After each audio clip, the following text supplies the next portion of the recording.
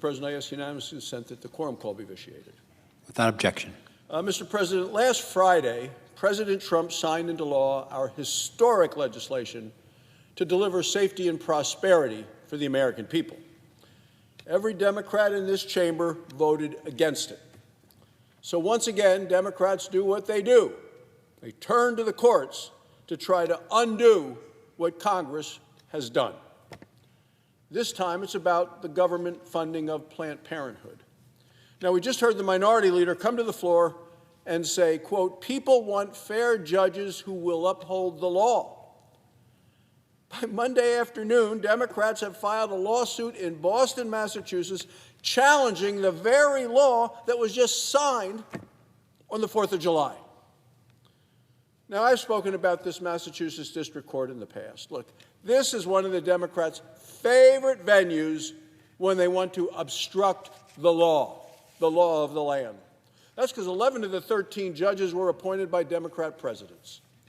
Well, by Monday evening, an unelected district court judge appointed by President Obama granted a temporary injunction. There they go again, another temporary injunction blocking the law of the land. The judge did not issue a legal opinion or explain her decision.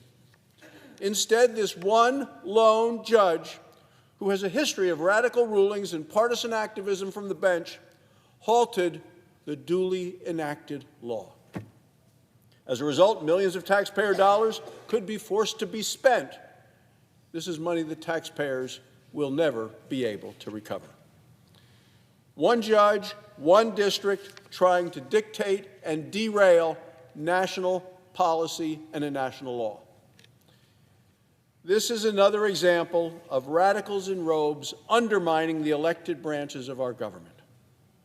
As law professor Elizabeth Foley recently wrote in the Wall Street Journal, the separation of powers, she said, is, quote, under assault by rogue judges claiming national power. Over 40 nationwide injunctions have been filed against the Trump administration in the first 6 months. 35 of them were issued by district courts in just 4 states in the District of Columbia: California, Massachusetts, Maryland, and Washington State. This is nearly triple the number of injunctions that President Biden faced his entire 4 years in office. But Democrats continue to use the courts to try to reverse President Trump's popular policies. Democrats aren't seeking an unbiased review. They are using the courts as a political tool. It's not how the Constitution is supposed to work. Even Supreme Court Justice Elena Kagan, an Obama appointee, has opposed nationwide injunctions. In 2022, Justice Kagan said, quote, "It just can't be right that one district judge can stop a nationwide policy in its tracks and leave it stopped for the years it takes to go through the normal process." I agree with Justice Kagan. The Supreme Court has recently and repeatedly taken steps to rein in these radical judges. The Supreme Court has overturned 11 injunctions against the administration just since January. That includes Tuesday's 8-1 order in the case of Trump versus the American Federation of Government Employees. This abuse of the courts needs to end. That's why I support the Judicial Relief Clarification Act. This legislation was written by Chairman of the Judiciary Committee, Chuck Grassley of Iowa. His legislation would limit lower courts from using sweeping injunctions to block national policies.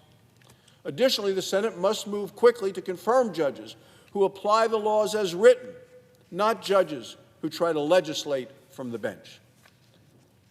Later today, we're going to begin the process of confirming President Trump's first judicial nominee this term.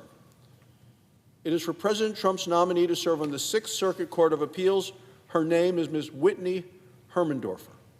She is smart, she's tough, she's ready to serve. She has the full backing of her home state senators, Senator Blackburn and Senator Hagerty of Tennessee. She also has the support of the chairman of the Judiciary Committee, Senator Grassley. Mr. President, the Constitution is clear. Congress controls federal spending. The power of purse belongs to Congress. Doesn't belong to unelected district court judges with a gavel and a grudge. The American people deserve better. Enough is enough. It's time to restore constitutional order. It's time to rein in rogue judges. It's time to confirm judges who respect the rule of law. Thank you, Mr. President. I yield the floor. Suggest the